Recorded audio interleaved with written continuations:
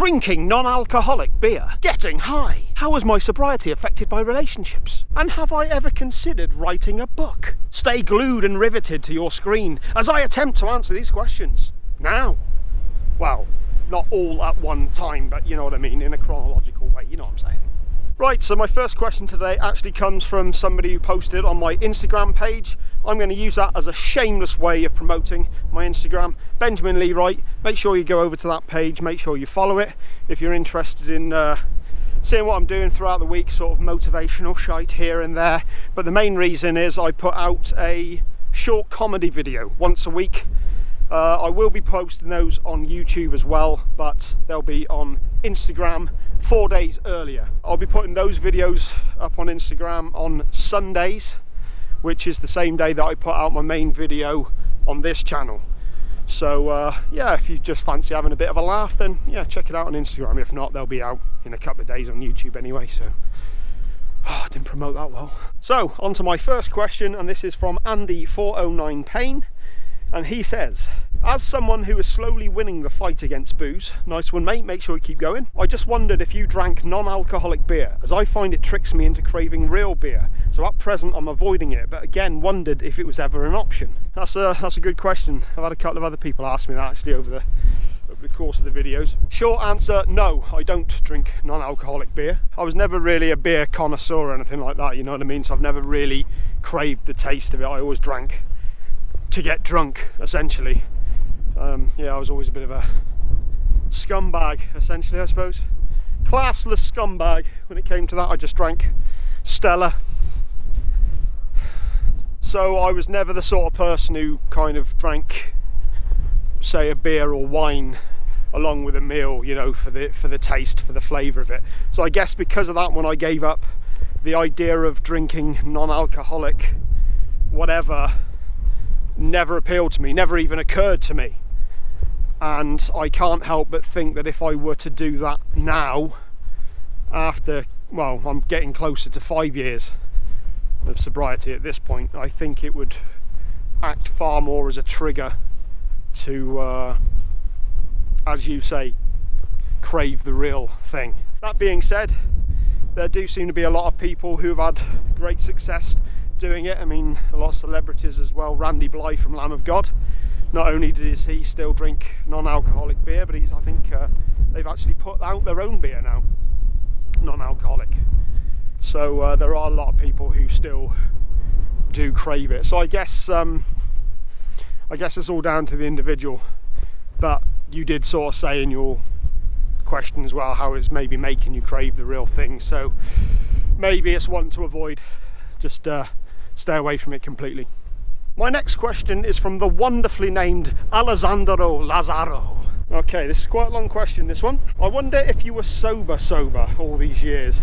But I don't mean to offend you. You're not offending me, mate. I'm asking that in regard to smoke, which I assume he means weed. Because I know that alcohol is pretty damaging, physically exhausting, and after a while you can't take it anymore. This makes it easier for me not to drink. But smoking is less physically tiring, harder to give up, no hangovers. You get out with a snack, a nap, or a shower if you have to. Although lately it spikes huge anxiety for me. It's almost untouchable now. So the question is, do you break up with everything? Do you break up with getting high at all? In some sense, I don't want to quit travelling into outer space, but also I think the core of evolution is abandoning the previous state. Once you get that manifestation of the new reality, you can deny that for a while, you know, but eventually you have to find, after this it gets very psychedelic, which is great, but, you know, we'll stick with the question. Okay, well, first of all, do I smoke weed? No, I don't. This is another question that quite a few people have asked me, whether when I say I'm sober, does that mean completely sober? For me, yes it is. I don't drink alcohol and I don't smoke weed or do any drugs.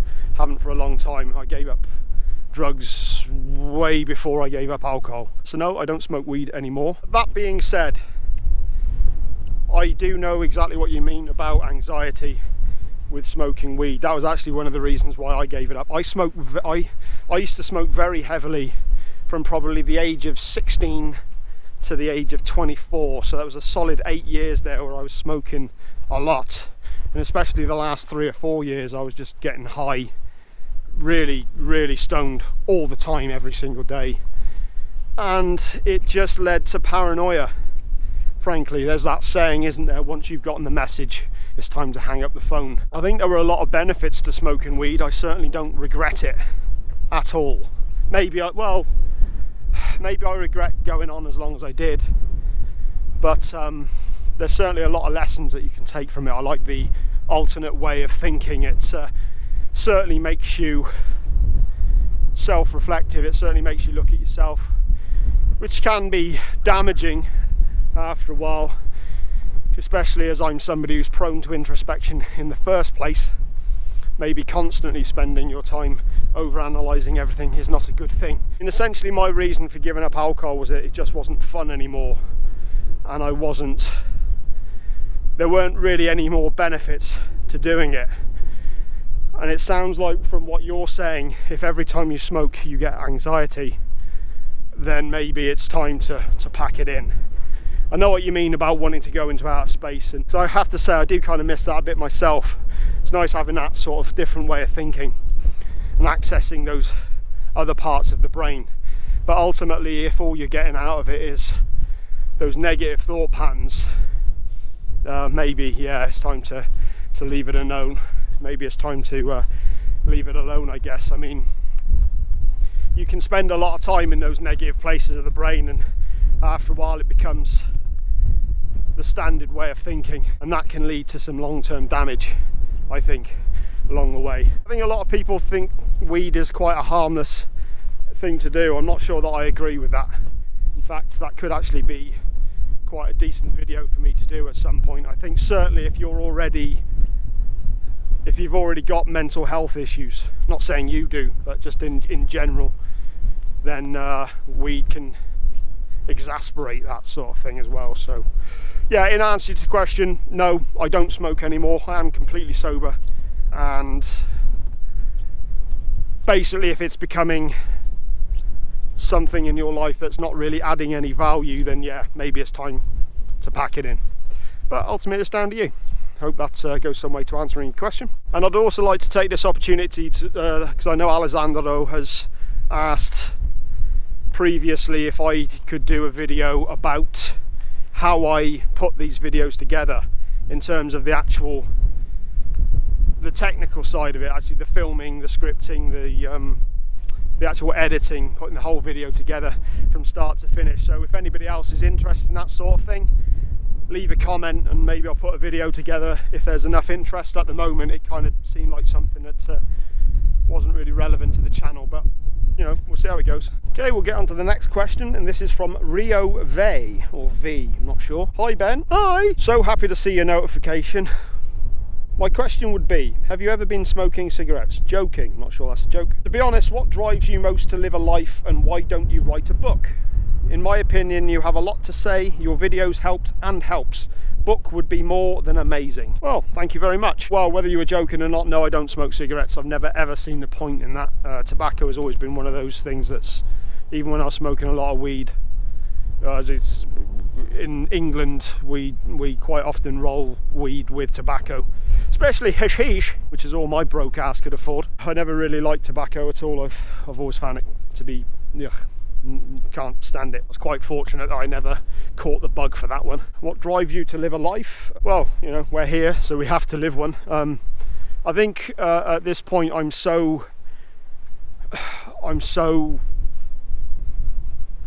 had so much of my life where I've just achieved nothing. I've been such an underachiever in life.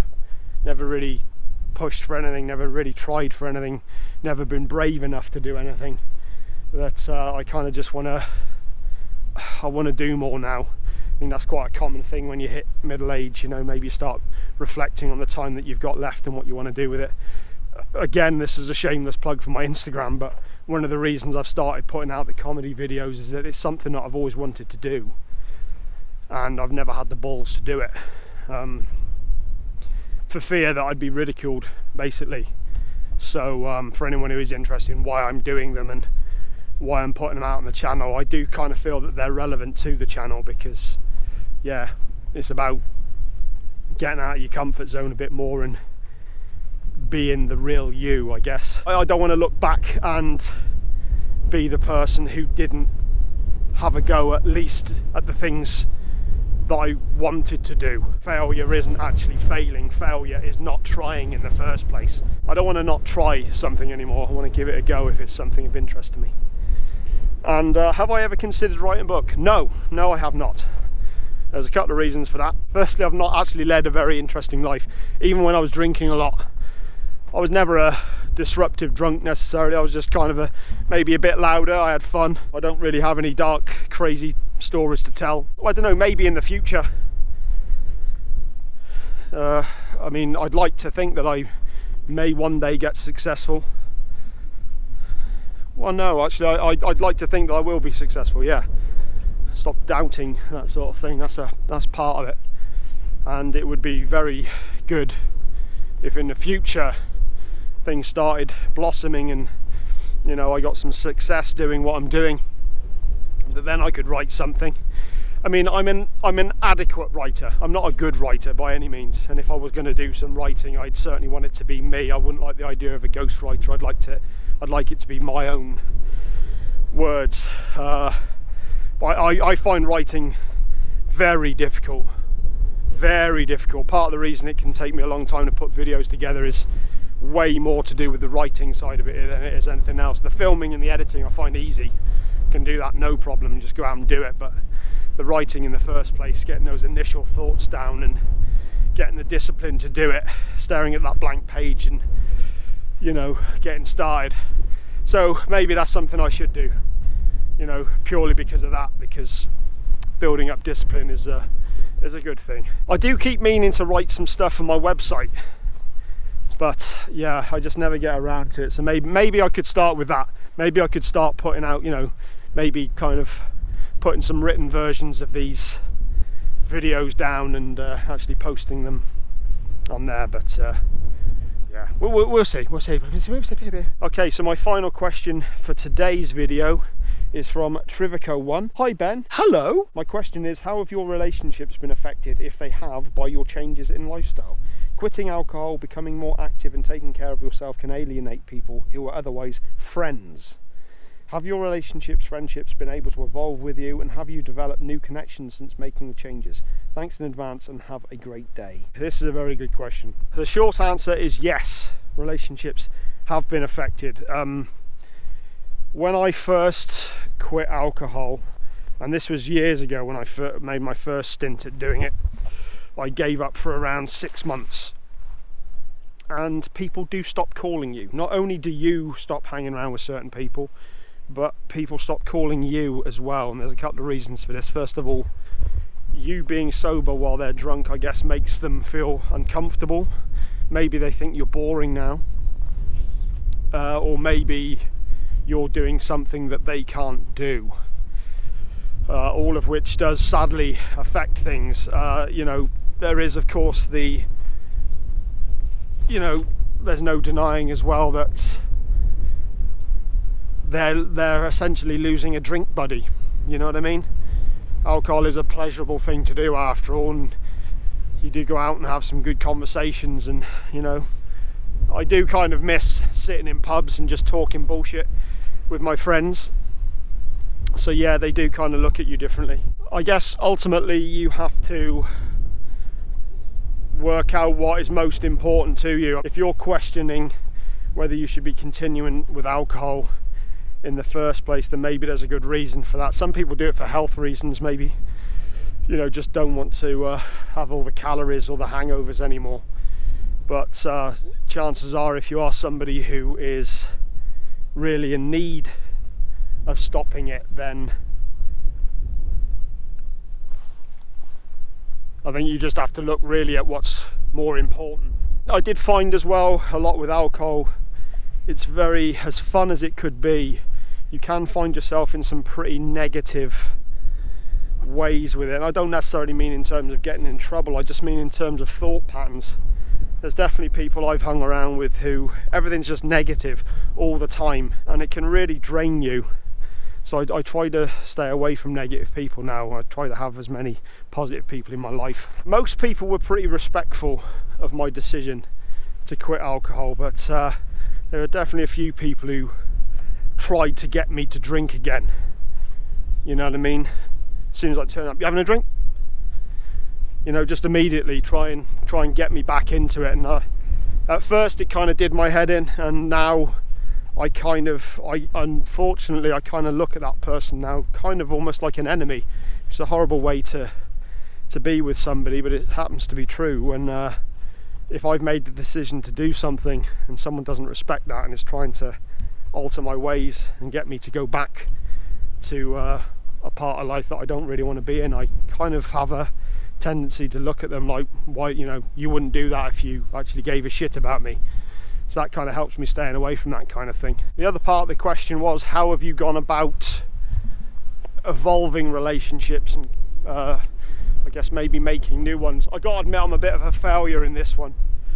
I'm kind of an insular person anyway. I'm actually quite socially adept, but I do enjoy my own company, and I do have so many interests and things that I like to do that I am quite able to fill my time quite constructively on my own. So one thing that I definitely do need to do is I do need to sort of meet more people, and I guess I intend to do that by I don't know, I mean, at one point I thought it'd be nice to join a running club or something like that, now that I do a lot of it, but I just find that sort of thing quite sad, to be honest with you. Social exercising.